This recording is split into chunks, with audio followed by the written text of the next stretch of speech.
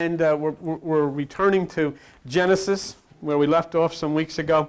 And we're on page 23 in the little Bibles. But let me give you a little synopsis of what happened here so that you can get an idea of what this is about, okay? You have Isaac, who actually represents the mind, okay? Isaac represents the mind, the overall personality, the ego, you know. You have Esau, was one of the sons who represents that which is the left side. You have Jacob, who is another son who represents that which is the right side, the creative side. Now, there's a lot of thought, you know, in New Age circles and so forth, and that this is bad. And I know there's a lot of thought in Christian circles that the physical is bad, and that's wrong. And we should eliminate that totally. Being spiritual without a body is ridiculous. I like cookies and ice cream and all that stuff, and I don't think you'd eat that stuff and floating around in a cloud somewhere. So it's very, very important to consider that these are equally important, but they have different roles to play in your life. And then we have Rebecca, who represents the spirit. Okay, she's the mother and she's the spirit. And what has happened is that the mind, Isaac, was going to bestow a blessing on that which is the physical or the left side. Okay, so this is the physical, and this would be the spiritual or the divine part. Okay, and Isaac was going to give the blessing to Esau, which would be the left side. So what happened was the spirit got together with the child of promise, Jacob, and they put hairy skin on his arm so that he would feel like Esau, because Isaac couldn't see too well. And Jacob went in and deceived Isaac and stole the blessing. Okay? And that sounds like a terrible thing, you know, in religious circles, but understand what this is. In order for you to get the blessing of that which is the divine mind, you've got to trick the mind so that it doesn't go to the physical, but goes to the spiritual. And how do you trick the mind? Om, mantras, Nam Myoho Renge Kyo, Om Mani Padme Om, all these types of things, listening to the New Age music and all of that stuff, seduces or tricks the mind so that way it turns off or it cuts off. This is what's called taking no thought. It cuts off the direction of the mind to the left side and then starts to pick it up on the right side. So it's very important then that the story talks about Jacob tricking Isaac, because what it's saying is that you must actually trick your mind. So when we come in here on Tuesdays or Thursdays for meditation, the music, the sounds, the bells, the gongs, whatever it is to trick the mind to set it free from the left side. And this has happened. Okay, so in the story this takes place, Jacob has stolen this blessing. But now what happens? Between the two of them, there's a real enmity. There's a hate. There's a war that's going on between the left side and the right side, between Esau and Jacob. For those of you who sat and we studied a few months or last year about the Bhagavad Gita of Hare Krishna, is the story of the conflict between the left side and the right side. So there's an enmity between Esau and Jacob. There's a separation between the carnal and the divine. It doesn't mean that one is more important than the other, but there is a separation. They have a different job to do within you, and they both struggle for superiority within your own personality. See? But here we know, and we can see about that enmity. Take a look at page 924, and look at the book of Romans, in the book of Romans chapter 8. And in Romans chapter 8, verse 7, the Apostle Paul says, the carnal mind is enmity against God. It is not subject to the law of God, neither indeed can it be.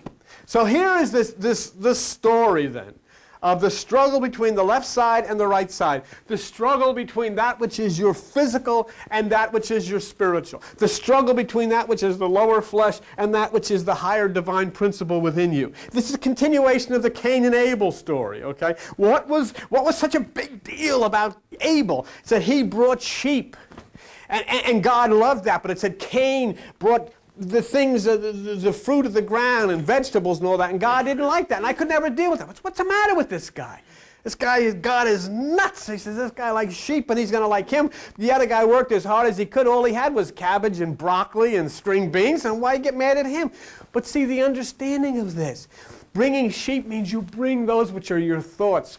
sheep always mean thoughts in mysticism. Bringing sheep means bringing thoughts, while bringing the vegetables are those things which are dug out of the ground, those things you dig up, your own ideas. And your own ideas aren't going to make it. But once there is a touch between you and the Spirit, once the Spirit picks up that which is the right side, then there's a struggle that goes on, because your carnal mind will try to get you back. Your carnal mind will do whatever it can to pull you back. See? Go back to page 23. And in Genesis 27, we see what develops now between the left side and the right side, between Jacob and Esau. In Genesis chapter 27 and verse 41, we see what Esau says. Esau hated Jacob because of the blessing. And Esau said in his heart, the days for mourning my father are at hand, then will I slay my brother Jacob. In other words, that which is the left side will do anything to kill out the right side. And it doesn't mean that the left side is evil. It's got a job to do. It's got something for you. I mean, you want to play ball. You want to watch the football game. I mean, you want to go dancing. You want to go to Atlantic City. You want to see a show. Whatever it is, all of these things are very important. And it has to be fulfilled. See? But what's being said here, there has to be a balance. And if it's all this and none of this, your life is screwed up. If it's all this and none of this, your life is screwed up. It's like where people come on television, and you'll see people in religious television, and they're totally unrealistic, because they got you praying all the time, and they got you singing religious songs all the time, and they got you going Wednesday night to some church supper, and you open plates, and there's ziti under there, and all of this stuff, and you don't want to do that. It's not realistic that you do that. It's not reasonable that you do that. And all of the things that you like to do are declared evil. Say. And so there's a problem, and there's a struggle that goes on, and it gets to the point where it says in the book here that the left side, Esau, is setting about to kill out the right side. So there's a conflict within you. You know what this is when the left side wants to kill the right side? There's a conflict within your own mind. There's a struggle within your own mind. There's this constant words inside of you, and you don't know which way to turn. And one way, well, maybe I should do this. Oh, no, I'm not going to do that. And all of this stuff goes on. You run a movie. You got a movie theater inside of your head. And there's a double feature playing. And one feature is chaos, and the other feature is confusion. And when one starts, the other starts. And inside of your head, this constantly goes on. It just seems like it never stops. And even when you go to sleep, then the bedlam really starts. Because all of the wild, uncontrolled stuff goes on. So what happens, see? I will slay my brother. Here's the conflict between you. Inside of your mind, this conflict rages. And here comes Rebecca, the Spirit. Your spirit speaks. Inside of you, the inner spirit says something. And look what in verse 43. Now, Genesis chapter 27, verse 43. And here's what Rebecca says. My son, talking to Jacob, obey my voice, and arise and flee to Laban, my brother, to Haran. The inner conflicts and agitation brings us to the point of spiritual awareness, and the Spirit says, you must separate. You must separate. You're going to try to figure your problems out? You're never going to figure them out. You've been trying to figure your problems out all of your life, and they're still there. And you know what? Once you've got your problems figured out, you know what will happen tomorrow? There'll be a new one. It's like climbing to the top of the mountain. I've given my whole life. And when you get to the top of the mountain and you look, there's another mountain. It never ends. And so it is an eternal conflict. But what Rebecca, the Spirit, says, you've got to stop. You've got to separate. And where should you go? You should go to my brother. In other words, that which is the brother of the Spirit is the divine mind. Where? What is his name? His name is Laban, L-A-B-A-N. And the word Laban means white. White. And where is he? He's at Haran, H-A-R-A-N. And the word Haran means mountain. Separate and go to the white mountain. Separate and go to the higher place of virgin consciousness. Separate and go to that high place within you where there is no stain of thought, where there is no fighting, where there is no screaming inside of your head. You've got to take that time. And all that's being said 4,000 years ago in that story is what you teach all the time. Meditate. That's right. Meditate, meditate. go to the White Mountain. These stories are great, but it all boils down to the same thing. You've got to separate from the conflict within yourself. But you know it's the hardest thing to do because we love this. A lot of times I love the conflict because I can sulk in the conflict. Say, when are you going to be nice? When I feel like it. Because once Esau takes over, he becomes you. And you will become, like me, very, very snotty. And I really don't care. And that's so, and you know what? You can look at me, but you know it's true. And you know when Esau has taken over. But there is a point here sometimes when Esau and Jacob are screaming inside of you and you don't know which side. And that's when your mother, the Spirit, says, go up to the White Mountain. Separate. Quickly. There's an interesting statement that the Spirit, Rebecca, makes in verse 45. And it talks of the violence and conflict between the left and the right side that can result in the destruction of your personality. Because if you don't do something about it, you can either wind up in an institution, you can wind up taking this or taking that or taking the other things, you can wind up in a divorce, you can wind up in a violent confrontation. Oh, you can have a wonderful thing on the right side. Hey, OJ, plenty of good things. Great football player, clean-cut guy, jumping through airports. But there was something inside of him that was Esau that was going to... And there was a rage that went in within him. And he never obviously made it to the White Mountain. And it's a rage.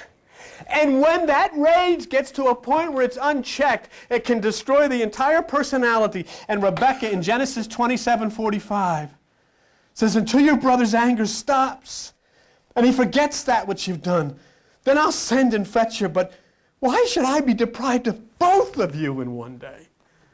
In other words, if you don't stop this, the whole damn family's going to be destroyed. If you don't stop, if you don't do something. And remember something, you're not capable of stopping it. You have to shut it off. You have to run to the White Mountain. And that means you have to go into meditation. There is no other way, because if you don't, your mind, the Esau, will never start screaming at you, and Jacob will try to fight, and the two will have a conflict within you, and it will destroy you and everything that you love. And that's the lesson of the ruination of this world. Joan and I got mail from this animal place yesterday with pictures of these torture of these animals out in California.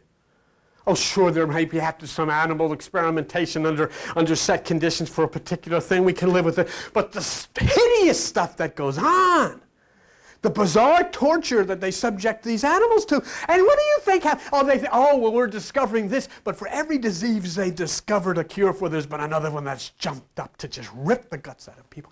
And for everything that they've come against nature with, and the violence and the torture against these innocent things, Mother Nature has come crashing down on this earth in one way or another, in the form of whether it be a tornado or a flood or a hurricane. It never stopped. And Shakyamuni Buddha 4,000 years ago said, the reason that you put nature into such a turmoil, and the reason that there are so many storms which kill so many people, is because of the negative vibrations which are being put into the atmosphere by the very same people.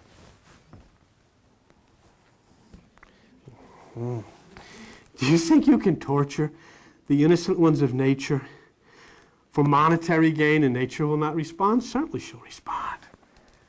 Just like a mother sometimes spanks a child, nature will respond.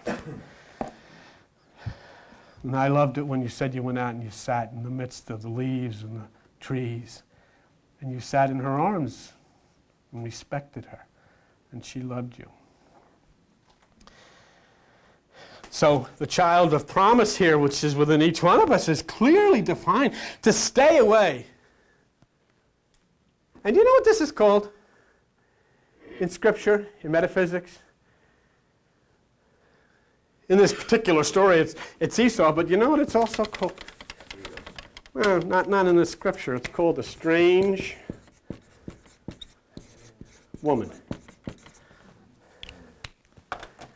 Because it means the emotions. And it means that you are having an affair with a strange woman. It means that you're intercoursing with your own emotions. And the children born of your intercourse with your emotions are the wild, ravaging, screaming things that run around inside. You know how kids sometimes get wild inside of your house and start throwing things and screaming and breaking things and all of this stuff? The exact same children are born inside of here, and they do the same thing. To stay away from the strange woman. So there's a covenant that's being made now. Look at, I'll show you something for some of you who haven't been here before. I'll show you something interesting, but I'll show you the covenant about the strange woman. Go to page 18, Genesis chapter 24. Is it getting too hot in here? Okay. Genesis chapter 24. See verse 2? Page 30, page, what did I say? 18. This is the origin of the word testify. You know the origin of the word testify? It says in verse 2, Abraham said to his person, "Put, I pray you, your hand under my thigh, and I will make you swear." If somebody puts their hand under your thigh, you'll probably swear too, but that's not what's being said here. What they used to do in those days, as today, you know, you put your hand over your heart and say, "I swear." Well, in those days, they put their hand on the male sexual organ and did the same thing. And if you look in the dictionary, you'll find that the word testes is two things. It's the root of the word testicles, which is the male sexual organ, and it also means to give witness, and that's where it comes from. New Testament, that's why women can't testify. In church, I guess. I don't know. You're not allowed to speak, lady. Now, don't get embarrassed. No, I know, I'm teasing. But Abraham makes his servant swear that you shall not take a wife unto my son Isaac of the daughters of the Canaanites. In other words, what's being said here, the child of promise cannot intercourse with that which is the emotions. Okay? Spirit seeks to be sure that the divine principle does not fall to intercourse with the lower emotions. And again, you see this in the Jacob story. Look at Genesis chapter 27, back where we were on page 23, and verse 46. Genesis chapter 27 and verse 46. And here, you see what is said is, Rebekah said, "I'm weary of my life because of the daughters of Heth." If Jacob takes a wife of the daughters of Heth, such as which are the daughters of, what good shall my life be to me? Thus the spiritual ego will fall into a relationship with the emotions, which is fear, and the spirit aspect of our being says, what good shall my life be for? What good is your life for you because you're controlled by your emotions? What good is my life to me when I'm controlled by my emotions? When I am controlled by my emotions, I am berserk. I'll tell you that if you ever come around. I mean, really, I can get into all kinds of moods and sullenness and sulking. And you know what? I can't do anything about it. It's like a storm. Do you ever see, when you sit around here and you hear a storm rumbling off to the west and you hear the thunder and you see the dark clouds forming, boom, boom, boom, you know a storm's coming. You know when you're getting ready to get into a mood and you know you're going to get into a mood and you feel it coming on and there's nothing you can do about it. And then after a while, you get to enjoy the mood. And the mood climbs, in the storm, the clouds get darker and darker and darker. And then the thunder starts roaring inside of you. And there is nobody on the face of this earth that can get you out of that because that's exactly what you want to be. Now you enjoy it. But you know what? The storm blows away. And then you decide to come out of your room. How you doing? What's new? It's exactly. Here I am again. How are you? Everything okay? Yeah, sweet. Here I am. All right, sweet. Look at me. Aren't I cute? It all blows away. And it's just like a storm that dumps its rain and dumps its winds and dumps its torrents on the earth and then blows out to sea. And you have to You have to but see, you understand it. And the one thing that I've been able to do because of meditation is understand it. And another thing I'm able to do, what I do a lot of times now, is that I will take, when I realize that I am in the center of a storm, I'll sit by the window sometimes and stare out at the dark street, and maybe I'll slip a little disc of Tchaikovsky or something in, and then I can fly away until the storm abates. In other words, I flee to the White Mountain. You really can. Doesn't mean I'm any nicer or any sweeter to be around, but I get to the White Mountain, and it brings me down, and it brings me safely out a lot quicker. Let me show you what's being said here so that you understand. Go to the book of Proverbs. Go to page 542. And on page 542, I want you to look at Proverbs chapter 2, okay? Proverbs chapter 2, and look at verse 16. To deliver you from the strange woman, even from the stranger which flatters with her words, which forsakes the guide of her youth and forgets the covenant of her God. For her house inclines unto death, and her paths unto the dead. And I've seen some of you come in here with just about ready to rip your hair out. You hear them snickering in here? Sure. Well, it's okay, and that's what I want you to know, that I do the same thing. We all do. Nobody's privy, and nobody says is immune to this. But when you begin to understand that there is a part in you that will do it, and there is a way, even in spite of your ego and in spite of the stubbornness that we don't, there is a way, when you're up to it, that you can put some music on or put some earphones on or just sit and stare and get over to the White Mountain and get up and above it. So just as Isaac learned about the strange woman, he brings Jacob, our other child of promise. And in page 23 again on Genesis chapter 28, the mind speaks and warns Jacob. And this is it, Genesis chapter 28 and verse 1. And Isaac called Jacob and blessed him and said to him, you shall not take a wife of the daughters of Canaan. This is emotional spirituality. So where must we go?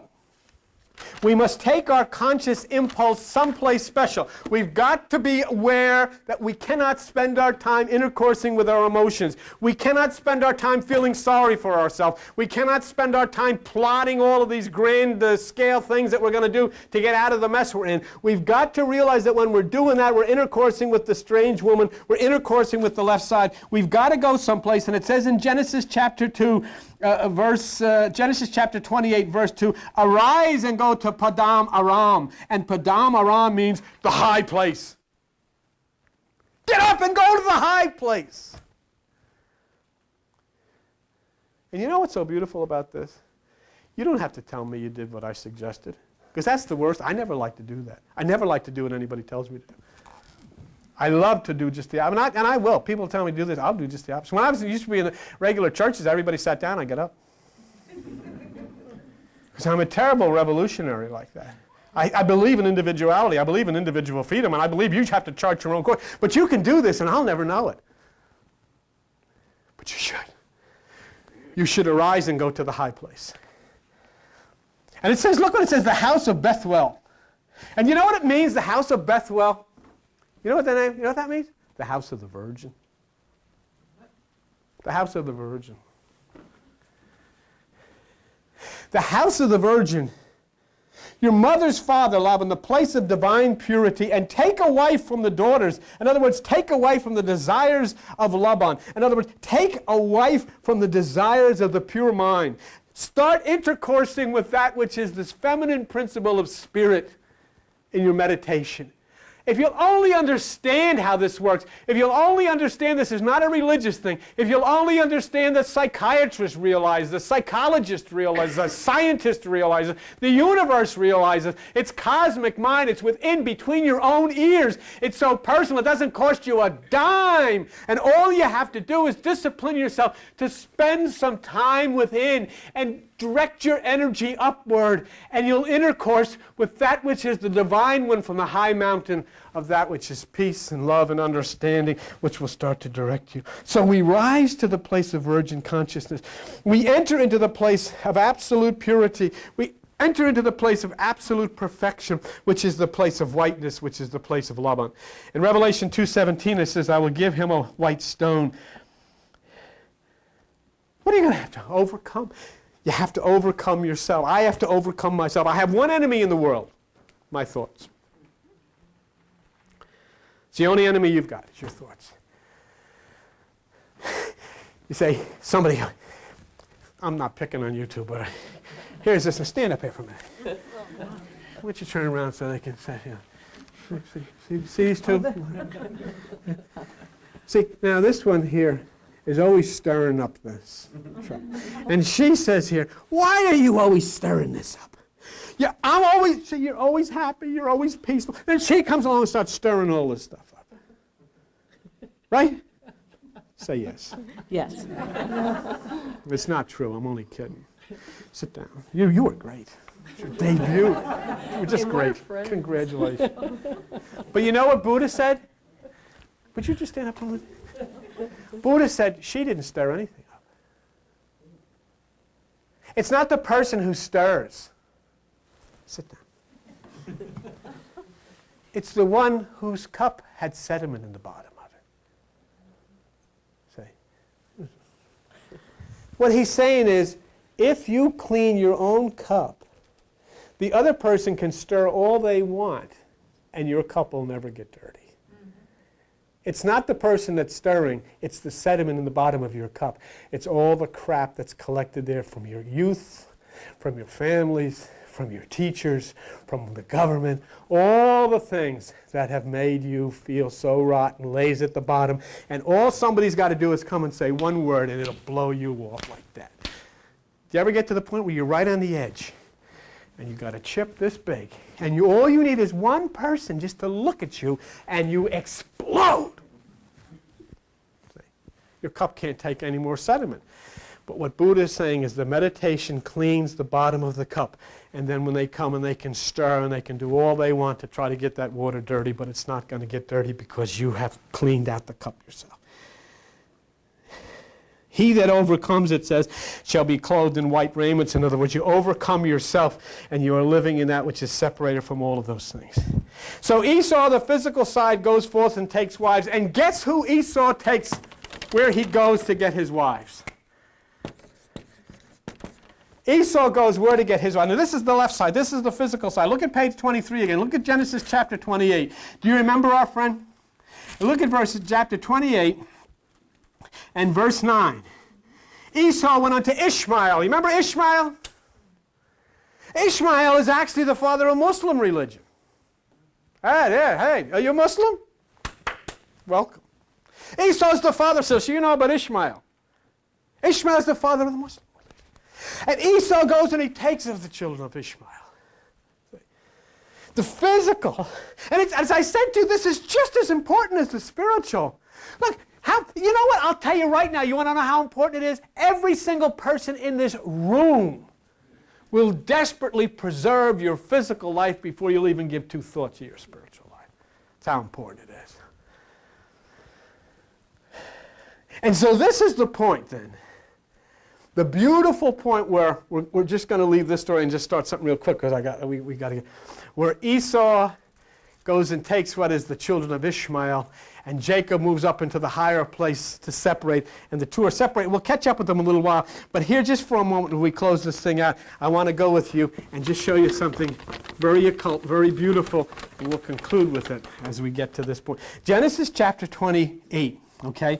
And in Genesis chapter 28, on page 23, in verse 11, okay, Jacob goes to a certain place.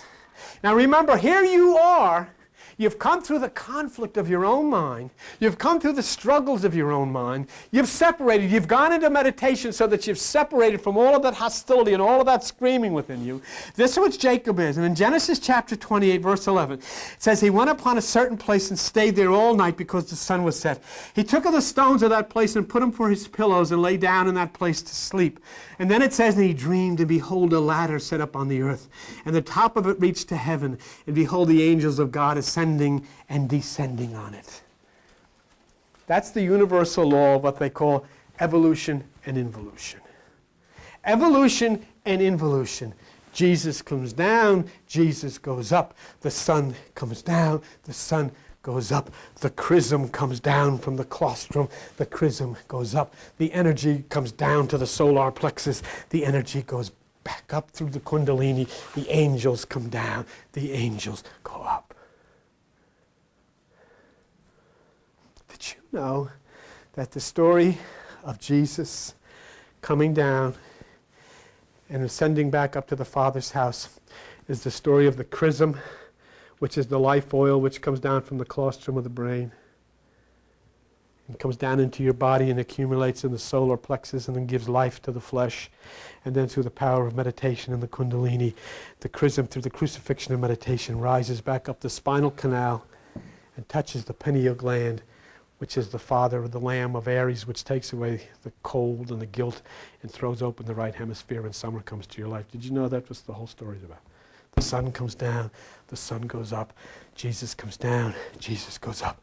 The chrism comes down, the chrism goes up. And when the chrism ascends back up the spinal canal, it lights the lamp of the pineal gland and throws light to the right side.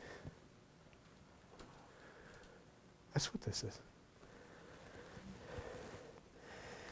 It says in Genesis chapter 28, verse 13, where we're at, it says, and behold, the Lord stood above it. God stands at the top of the ladder, which is the higher mind. And in verse 18, it says, Jacob took the stone he used for a pillow. Look what it says in verse 18. And he took the stone that he had put for his pillow, and he set it up for a pillar, and poured oil on top of it. The stone is the pineal stone. And the oil is the chrism, which raises itself from the solar plexus up the spinal canal. And when it touches the pineal, the oil is poured on that stone which Jacob put at the top. And there's the holy place. Who did he see standing at the top of the ladder? God. Go to page 29, real quick. I'll tell you the stone. In Genesis chapter 32. Are you there? Look at verse 30. You want to look at it real close because maybe you've never seen this before. And Jacob called the name of the place Peniel. Do you see it? Do you know up until about the 1940s, doctors didn't even know what the pineal was. But Jacob called it Peniel, for I have seen God face to face, and my life is preserved. It's the sacred pine cone. Do you know what it is? Do you know it's shaped like a little pine cone? Did you know that? And it's a little pine cone. It's in the center of your brain. And when the energy, the fire from the solar plexus raises itself upward through meditation, it hits that pine cone, the pineal, and the pineal opens up and explodes. And the seeds of life pour out throughout your brain. Do you know where you can see it? Right out here in the pine barrens. The pine cones lay on the ground, and they await the fires. And the fires come through the forest. And when the heat hits the pine cone, it explodes. And the seeds pour out, and new forest is born. And it's exactly a demonstration of God as to what goes on inside of you, the sacred pine cone, the sacred pineal. And here that pine cone, here Jacob says, I'll call the place Peniel because I have seen God face to face. The stone is placed for a pillar, and the oil is poured on it, which is the chrism. And that's anointing the head with oil. Do you know that people to this day in places in churches will actually take real oil or baby oil or olive oil and put it on your head? For what? What is it going to do? It makes your head slippery. But what is it going to do? It's not talking about that. The anointing of the oil is the chrism inside of you that raises itself up to the pineal through your meditation. That's the anointing of the head with oil. The next statement is very interesting. We're closing out. Genesis chapter 28 and verse 19. And it says, and he called the name of the place Bethel. But it was called Luz at first. You know what Luz means?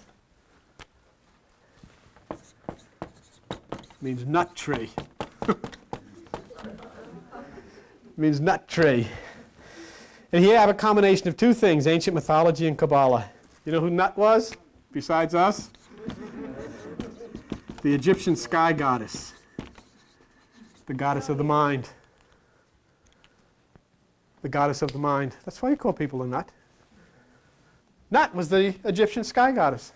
The goddess of the mind. And the tree is the tree is the tree of life.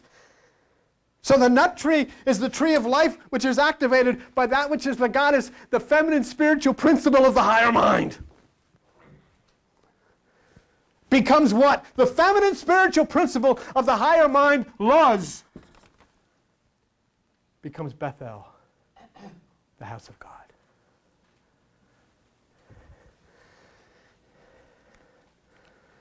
Mark 14:58, it says, I will destroy this temple made with hands, and with 3 days I will build another one made without hands. The only temples on the face of the earth made without hands are the ones on the side of your head. The Spirit of God dwells in you, it says in 1 Corinthians 3:16. Just go there real quick, page 933. Page 933. 1 Corinthians 3.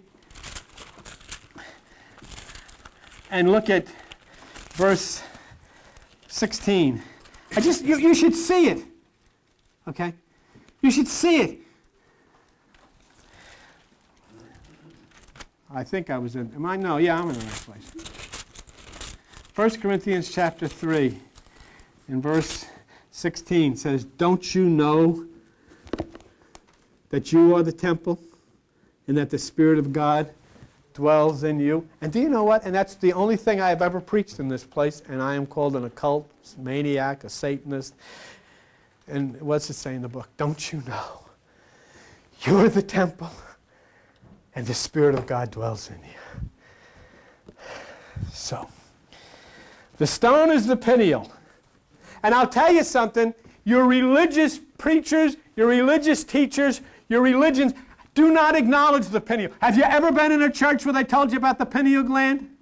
No. They don't acknowledge it. And in fact, if you teach about it, you're called about it. It is the stone. It is the stone that Jacob placed. It is the stone that dwells inside of you, which is the pineal gland of the brain. The pineal stone. And I'll give you one last scripture, okay?